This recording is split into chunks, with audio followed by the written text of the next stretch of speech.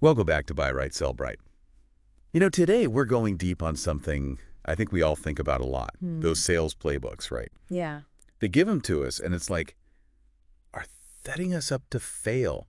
So Yeah. we're going to figure out what SDRs really need to succeed. You're exactly right. There's often this disconnect between how companies think sales works and what's actually happening, on the front lines. Right. So we've got a couple articles. Okay. One that just goes straight into the challenges, Uh-huh. and then a couple that talk about like BANT and MEDDPICC. Hmm. Have you ever felt like you're trying to jam a square peg in a round hole with those? Oh, all the time. Okay, so We'll definitely get into why those frameworks can be problematic, especially in today's landscape. But first, let's just acknowledge the elephant in the room. Yeah. The challenges that SDRs face every single day. yeah, let's unpack that. So this article, 11 challenges faced by sales development reps,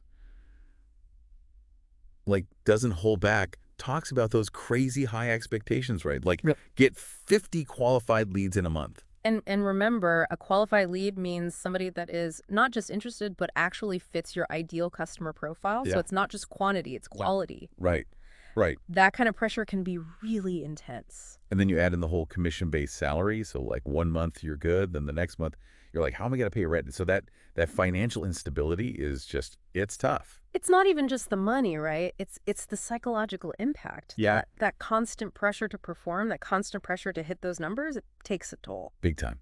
And then the article highlights, too, the need for coaching and feedback, which is huge GE. Yeah. We need guidance. We need people to, show us the ropes, help us refine our pitch, celebrate those small wins. Yeah. And a lot of times we're just kind of left to figure things out on our own. Yeah. It's like they hand you the playbook and they say, okay, go win the game. But what about, the training, the practice, the pep talks? Exactly. And then all of this leads to the burnout. The work can get really repetitive. You're constantly facing rejection. Yeah. You just feel like you're spinning your wheels. And let's not forget, dealing with, rude customers. I mean, rejection is part of the game. Yeah. But it's a whole other thing when somebody is just straight up disrespectful. Right. It can really knock you down. Ugh, yeah. I've been there. Yeah. So one of the things that this article suggests is celebrating those small wins to combat burnout. Okay. Hey, you made 10 calls today. Right. Even if they weren't all wins. Yeah. That's progress. Absolutely. It's about shifting your mindset. Right. Instead of focusing on the huge daunting goal of 50 leads, Yeah. break it down into those daily milestones. It's like training for a marathon. Okay. You wouldn't try to run 26 miles on day one. No, you build up to it. You build up to it. You celebrate those mile markers along the way. Exactly. So instead of getting overwhelmed by that big number, just focus on crushing your daily goals. I love that. Each connection, each conversation is a step in the right direction. It is. And that's where having, a detailed roadmap comes in. It's having a clear plan, Yeah. knowing your targets, and then having those smaller goals to keep you motivated along the way. Love it. Okay, so let's switch gears a little bit. Let's talk about these big name methodologies. Okay. BANT, MEDDPICC, you probably heard these acronyms thrown around a lot. Yeah.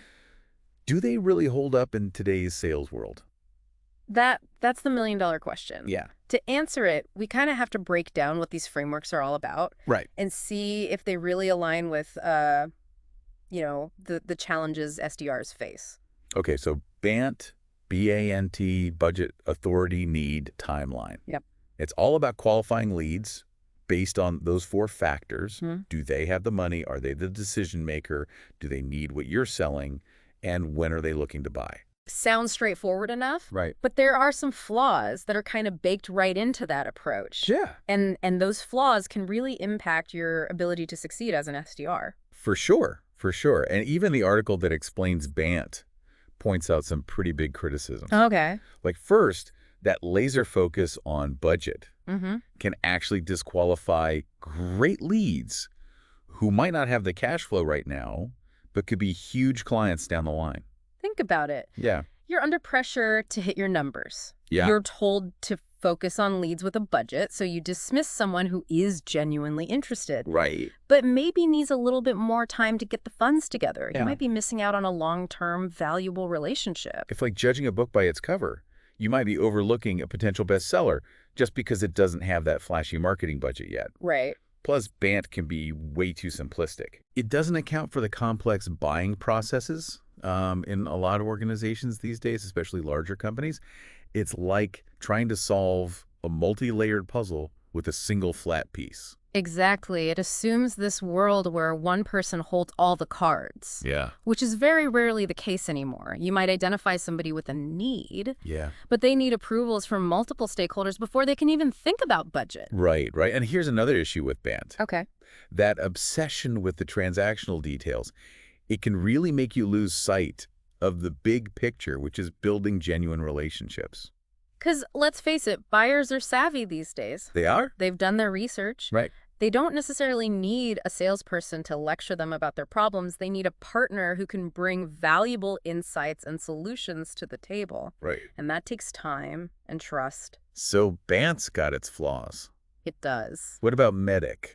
That one feels a little bit more comprehensive. It does at first glance. MEDDPICC stands for metrics, economic buyer, decision criteria, decision process, identify pain, champion. Wow. So it tries to map out the entire buying landscape within a company. That sounds thorough, but I'm guessing it's not without its drawbacks. You guessed right. You know, even though it's more comprehensive, MEDDPICC can be super time-consuming. Right. And let's be honest, we don't always have a ton of time to spare. Especially when we're juggling a million things and trying to hit these really demanding quotas. Exactly. You Yeah. know, think of MEDDPICC as a powerful engine. Okay. It needs the right fuel and maintenance to run smoothly. So if you don't have the resources to invest in, training, data collection, CRM integration, Yeah. it can backfire. You end up spending more time managing the process Right. than actually connecting with potential customers. So we've talked about these two big methodologies, BANT and MEDDPICC, and why they might not always be the best fit for SDRs. In part 2, we're going to explore some alternatives that might be a better fit for the way we sell today. Sounds good. Welcome back to Buy Right, Sell Bright. We're in the middle of our deep dive into why those traditional sales playbooks often miss the mark for SDRs. In part 1, we unpack some of the biggest challenges you face every day, and we started to kind of pick apart those big-name methodologies, BANT and MEDDPICC. Yeah, and we saw how those rigid frameworks, well-intentioned as they might be, sometimes create more roadblocks than solutions, especially in the fast-paced world of sales. Yeah, it feels like trying to fit a square peg in a round hole sometimes. So what are the alternatives? What approaches actually work for SDRs in today's sales environment? That's the key question.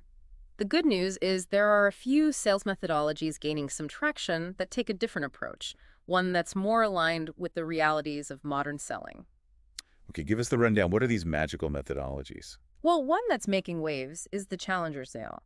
This approach flips the script a bit. Instead of just uncovering the customer's needs, the salesperson challenges their assumptions and pushes them to think differently about their business. It's about being a thought leader, a trusted advisor who brings new perspectives to the table. So it's less about following a checklist and more about having those insightful conversations that really make an impact. Exactly. It's about adding value from the very first interaction. Think of it like this. You're not just selling a product or service, you're selling a new way of thinking, a better way of approaching their challenges. I like that it puts the focus on building credibility and demonstrating expertise right from the start. Precisely. And then you have inbound selling, which is all about attracting customers to you rather than chasing them down. It's about creating valuable content, building relationships through that content, and being there when the customer's ready to buy. That makes a lot of sense in today's world, where buyers are so much more informed.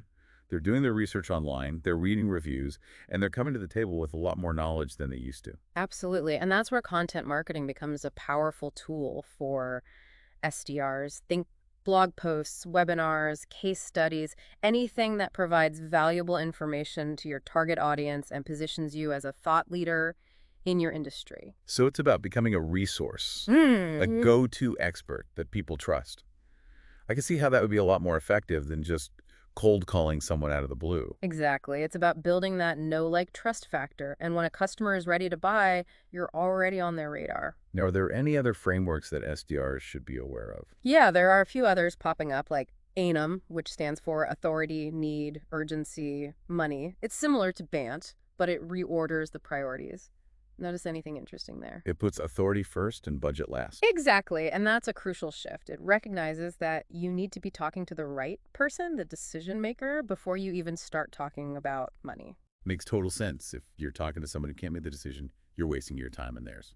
And that emphasis on urgency is also key. It's about helping the customer see why addressing their need is a priority, not something they can just put off indefinitely. So it's not just about checking boxes. It's about understanding the customer's context, their motivations, their timelines. It's about being more adaptable and responsive to their unique situation. Couldn't have said it better myself. These alternative methodologies are all about moving away from rigid frameworks and embracing a more human-centric approach. It's about recognizing that sales is ultimately about building relationships, not just closing deals. Precisely. And that brings us to a crucial point. Despite all these methodologies and tools, sales at its core is still about people connecting with people. So true. We can't lose sight of that human element no matter how sophisticated our technology gets in part 3. We'll circle back to that and explore how to create a sales culture where SDRs feel supported, valued, and empowered to succeed. Welcome back to Buy Right, Sell Bright. We've been really deep diving into the world of SDRs, and I think what we've discovered is those traditional sales playbooks often fall short, like way short. Yeah. So what do you really need to thrive in this crazy, fast-paced, always changing field? Yeah, I mean, we've kind of dissected those big name methodologies, BANT and MEDDPICC. Yeah. We've even explored some, really promising alternatives. Yeah. But now it's time to talk about, I think, maybe the most crucial element of all. Yeah, the secret sauce, the human element. Yeah. We touched on it a little bit throughout this deep dive, but I think it's worth really emphasizing why this is so fundamental to your success as an SDR. Absolutely. I mean, at the end of the day, sales is about people connecting with people. It's about understanding their needs, building that trust, and creating those win-win situations. And remember all those challenges that we talked about. You know, burnout, rejection, feeling unsupported, the pressure to hit those crazy quotas. I mean, those challenges, they directly impact that human element. They do. I mean, think about it. Like when you're stressed out, when you're overwhelmed, when you're feeling undervalued, Yeah. it's hard to bring your best self to the table. You might nail the script, but if your heart's not in it, the customer can sense that. It's like going on a date when you're exhausted and you're just not feeling it. The other person can totally tell that you're not present, and it affects the whole vibe. That's such a good analogy. Right. In sales, that lack of authenticity can be a deal breaker. Buyers can sense when someone is just going through the motions, and it erodes trust. So how do we create a sales culture where that human element can really flourish? Right. Where SDRs feel supported, they feel valued, and they feel empowered to bring their best selves to every interaction. One that really stands out to me is the importance of celebrating those small wins. Yes. It's so easy to get caught up in those big, hairy, audacious goals. Right. But recognizing and rewarding progress along the way, it can make such a huge difference in morale. Absolutely. Imagine you're training for a marathon. Would you just focus on the finish line, 26.2 miles away? No. And just ignore all those miles you're covering in between? No way. You would celebrate every mile marker, every personal best, every time you pushed yourself further. Yeah. It keeps you motivated. It keeps you going. And it's the same in sales. Right. Each connection, each conversation, each step closer to the qualified lead, those are all wins worth celebrating.